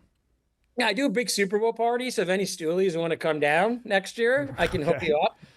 Just don't be raging alcoholics that are going to get my house, raided by the DEA. Keep it underneath the Captain Morgan threshold. Yes. Don't ask anyone to touch your dick. I think a lot of Stoolies would like to party with Morgan. Yeah, probably. He does know how to party. Know how to party. He's not, let's just say he's not completely off the blow. I don't know. If you're looking for a more laid back kind of like relaxed vacation that's not like gaudy casinos and like Donnie said, a lot of natural beauty. You have these beaches here that like nobody's on. You can, like I said, you can see both the Atlantic, go to a beach on the Atlantic. You can surf one day and then go to a beach that's flat a mile out in the same day, right? So if you want to do that sort of thing, it's a great place to come, And actually what's really underrated here is, even though it's small, there's a lot of great little restaurants and food and that sort of thing here as well, right? Yeah. And I can help you with stone crabs. Yeah, So- like I was shocked when I got down there. There was already a couple spots that had conch rangoons on the menus, and they were great. Your girlfriend was nice enough to tell you that those were better than anything you ever made. The ones we had at the restaurant. They were fantastic conch rangoons. And then wasn't the island of Eleuthera like settled by a bunch of people like from New England who were like, it was it was like Puritan colonists, so very similar to the Pilgrims. And they were like, first they got to Bermuda, and then Bermuda was getting too populated, so they just like took off in a boat and then found this island of Eleuthera and settled it. Governor's Harbor was the original capital of Eleuthera. Okay. Right? Yeah. And it was 1647 or 1648. I think it's 1648. I don't know. Yeah, I think it's 1648. That's why that resort, French Leave, which Marriott owns, is called 1648, because that was the year Eleuthera was settled. Okay. Right? Yes. So, and I guess what happened was Nassau became the capital because when there was still warring going on, it was more strategic, because if you look at Nassau, it's surrounded by other islands. So they could have outposts in Eleuthera or Abaco. And then if, when the Spanish were trying to invade, they could be warned, like, hey, the Spanish are going to be here in 2 days or something. Okay. You know? Yeah. So, When going back to Captain Morgan, I thought when I originally heard the story of his backstory, he just like happened to find a kilo of cocaine on the beach, or like he was like walking the beach and just like found a bunch, or was it just because he took over the drug dealer's I business? think he found it because it was dropped off. Like it was, Yeah. like, they do that. Like one time I was in my hot tub and I'm like, just like hanging out, obviously, and having a drink or something. And then I see this plane. And I literally thought this plane was going to crash. And I hear that sound, like that diving sound. Mm-hmm. And then the plane stops like 50 or 100 feet over the ocean and just starts flying south. And I'm like, everyone was telling me afterwards, like, that's probably a drug plane, like, because it's probably just dropping stuff off, Yeah. And then someone on a boat knows where to pick it up. Pick it up. Yeah. And so when that other drug dealer went to jail, Captain Morgan probably knew where he stashed all his coke and was just able to take over the business. And a lot of times when they know the DEA is going to be here and stuff, there's these like natural holes that are in kind of the bush that drop like 20 feet or something, and they'll just drop them in there and stuff like that to hide them. Right. So. Well, Dave, man, thanks for coming on. If you're listening to this, check out his new book, Mega Returns. And yeah, maybe I'll hit you up for some stock advice as well. Yeah. Yeah, for sure. And by the way, Don, you're more than welcome to ever come down here again, right? Yeah. Chaps as well. And Chaps. Hey, and just, thanks for including me, Donnie. Yeah. Thank you. Yeah, Chaps. And does Zaw ever get his like permanent residency? I'm not too sure about Zaw. Okay. No, he's still working through it. Okay. If you ever want to come down here, now. I do have to show this quickly. I'm a huge Leeds United fan. My dad was born in Leeds. Oh, okay. Okay. They just got promoted on Monday back to the Premier League. All right. So let's go Leeds. I would love to watch a Leeds Arsenal game with Zaw, right? There you go. All right. I will extend the invite. All right, man. Yeah, I mean, I love the Bahamas. I would love to get back down there, so I'll let you know. Yeah, for sure. Well, remember, we're going to do your bachelor party down here. That was a tentative idea. I ended up not really doing a bachelor party. Yeah. You can tell just quickly, the idea was, just how we sign off here, is that the Bahamas is one of the only countries in the world, basically it requires like no visas from anywhere. So it'd be like a good meeting points from all the people that Donnie's met. I could have Jamal from Tajikistan, could have Pongzai from China. Yeah, we could have the whole crew congregate have to find at Porno Dave's. Obviously, Party at Porno Dave's. Everybody get down to Eleuthera stat. I would love to meet Pongzai. That would be the best. I know. He's a little too he doesn't even like to leave his own village. So I don't know if we're going to get him out of the country, but I'll keep trying. Okay, man. Take care. Yeah. All right. Thanks, Dave. Welcome back to Gettin' Cultured. Today's episode of Gettin' Cultured is brought to you by our good friends at Hey Dudes. We got some Hey Dudes right here. Donnie, show the people how easy they are to slip on if you're going to be at TSA going through and you got to take your shoes off like a peasant. And these are the boots. Yeah, you boots got the are boots. Usually, traveling with boots is normally a pain in the butt. Yep. But look at that. these- One hand with the microphone. Yeah, one Both hand, of us boom, going in done. it. Easy. Super easy. Fast through the line. That's all you need to do with Hey Dude. Go to heydude.com to get you some Hey Dude so you look as good as us. Look how fancy I look. You look fantastic. I know. I got to say, I wore these throughout the entire Chicago winter, so they're durable too. Yeah, durable, good grip. Look at that grip on the bottom. Get you some Hey Dudes, heydudes.com. Shall we get into the question? Let's get into it. We're doing voicemails again. Shout out all of our fans. Thanks for sending these in. I'm sorry we normally can't get to them because we have a guest for Getting Cultured, but we want to hear from you today. So here we go.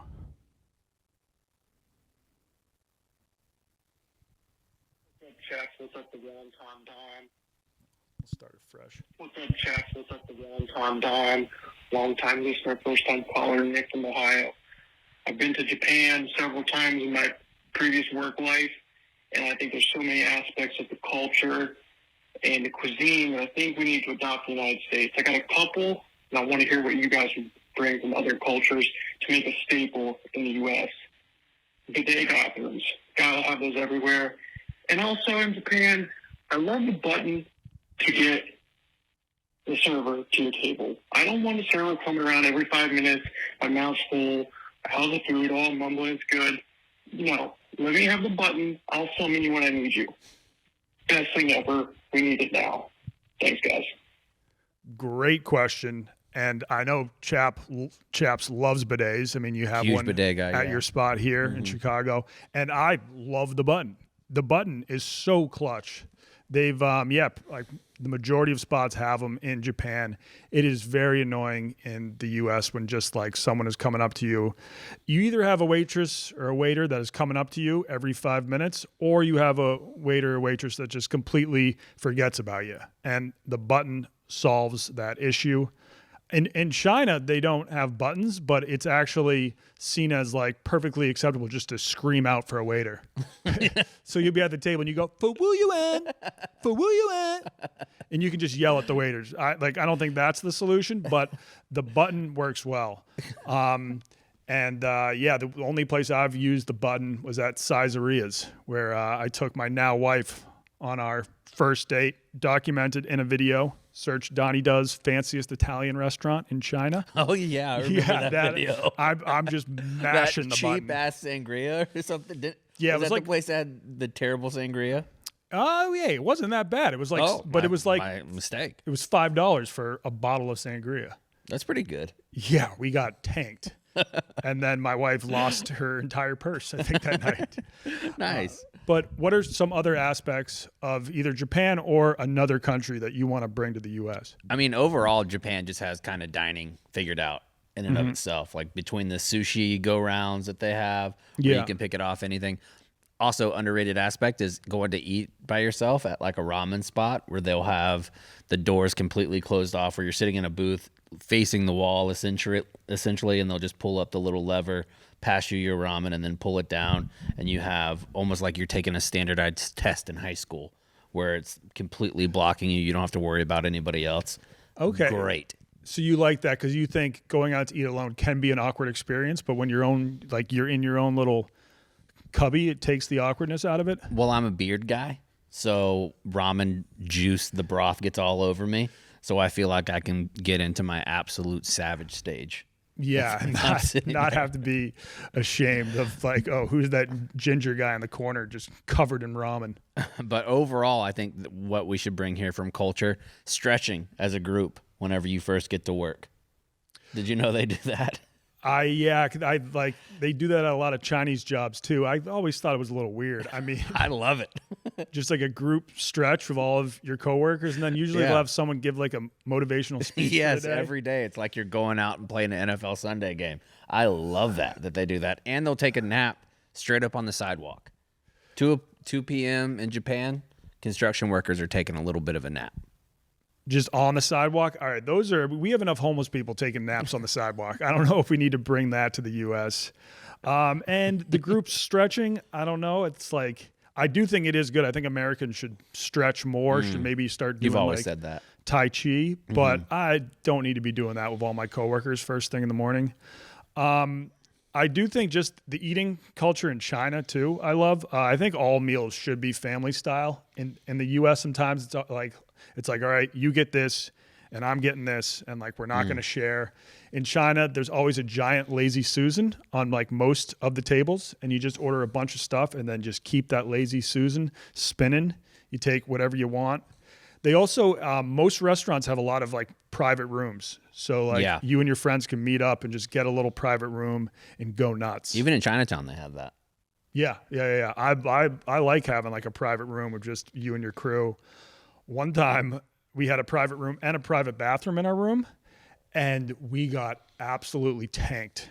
We would call these ginge dins, where we would just drink as much jinjo as possible, which is a gross type of brown Chinese liquor, and smoke a bunch of cigarettes because you could smoke in there, and just feast on dongbei food, which is northeastern Chinese food. And I towards the end of the meal, I went in the bathroom and kind of just like took a nap on the floor. Yeah. And then all of a sudden...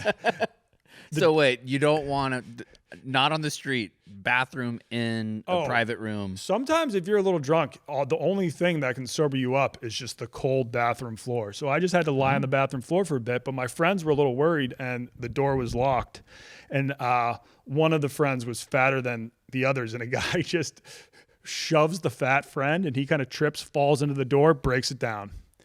And that woke me up. And I was like, guys, I'm fine. I'm just taking a nap on the bathroom floor. Another thing we should bring to the U.S. in parts of Spain, it used to be way more common. Now it's only in Granada, Spain. You get, when you walk into a bar, order a beer, you get free tapas. Yeah. And you, like full-fledged tapas. I'm not talking about peanuts or pretzels. Like you get like a plate of like meatballs. Octopus? Yeah, you might get some octopus. You might get some meatballs or like a beef stew. That's incredible. And I think every time you order another beer, you get a new type of tapas. That's a great deal. Yeah, it's incredible. I did get, when I was in that city, I walked by a group of American study abroad kids, and I was trying to play a prank on them. I told my girlfriend to film this whole thing so then I could post it for content. And I walked by their table. They're just eating a normal meal. I go, oh, free tapas. And I grabbed some food off their plate and kept walking. They lost their shit. They're like, what the hell was that, man? Like, he just took our food. And they were like talking about if they should like chase me down or not. And I just kind of like walked around the corner. But unfortunately, my girlfriend forgot to press record. Honestly, they were in the right. Yeah. They were 1,000% in the right. After seeing how they reacted, I felt horrible about that. Yeah. Some people would say families and everything. It was a family. No. It was a bunch of like juniors in college. Oh, okay. I thought you said family because that would be rough. Like to absolutely emasculate somebody's dad in front of them. Yeah, no. It was a bunch of juniors in college. I thought it would be like a funny joke. Some people would say, what are your thoughts on a siesta? Because that's also very common in Spain. Huge siesta guy. I feel like we don't do it enough here. I think it's great if you're like a local there. Being a tourist and just knowing you can't get shit done from the hours of like noon to 3 p.m. is it noon to 3 p.m.? No, they're probably open at noon for lunch, but then I think probably 2 to 4.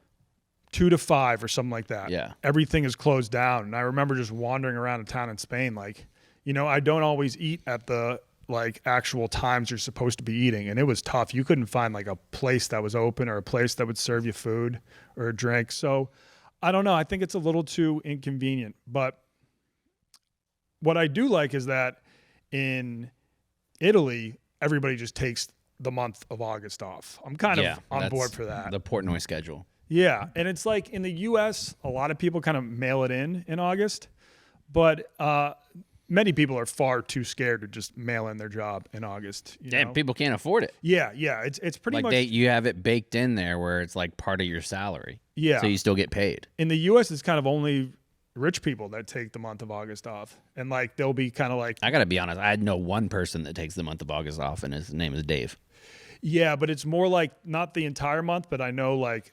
Finance guys in August or something like that, or like CEOs will just be like, okay, every Thursday morning I'm going to the Hamptons and I'll come back on Monday, and then they kind of just pretend to do work Tuesday and Wednesday, and then they call it a week again. Yeah.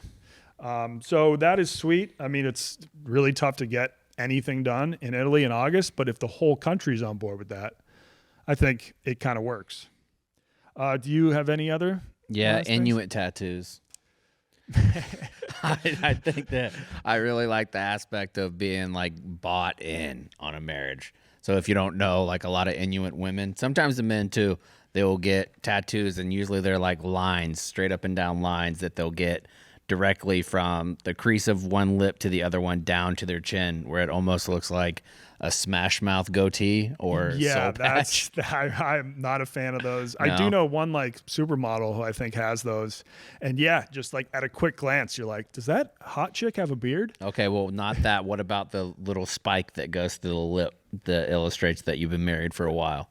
A lot of cultures do body morphication. What's it called? Like, but modifications. Yeah, modifications. I don't love it. The people that put the giant holes in their ears. Now, what about? I know you're a China guy. Should we bring back foot binding? No, disavow. No, okay. Disavow. What about foot binding. neck plates?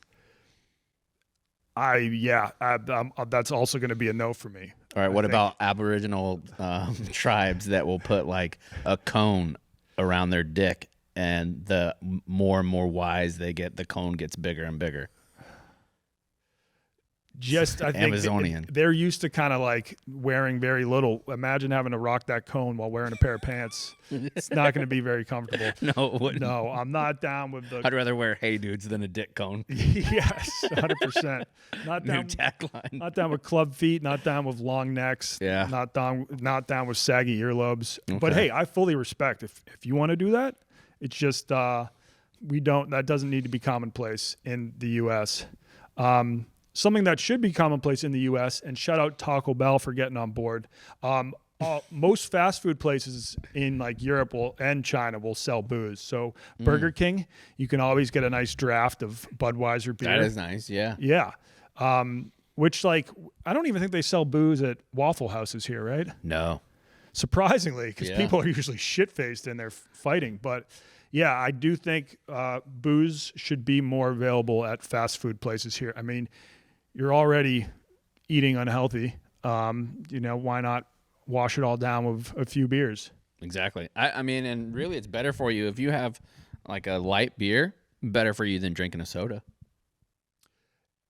Yeah, I think that's true, right? It has to be. Like Okay. 32 grams of sugar, that's a lot of sugar. Okay, Where 90, and it's going to be less calories. that's good Like to know. a 12-ounce Coke is like 250 calories with like 28 grams of sugar. A beer will be like 4 grams of carbs, 95 calories. Boom. All right, I'm a big light beer guy, not a big soda guy, so Yeah. love hearing that. Yeah. I'm glad we worked that out. Yeah, I think this could almost be a reoccurring segment on our pod. Of what we want to import into the U.S. because we learn about crazy traditions of other cultures all the time. So I'm sure this question will come back up. Thanks for calling in and asking it.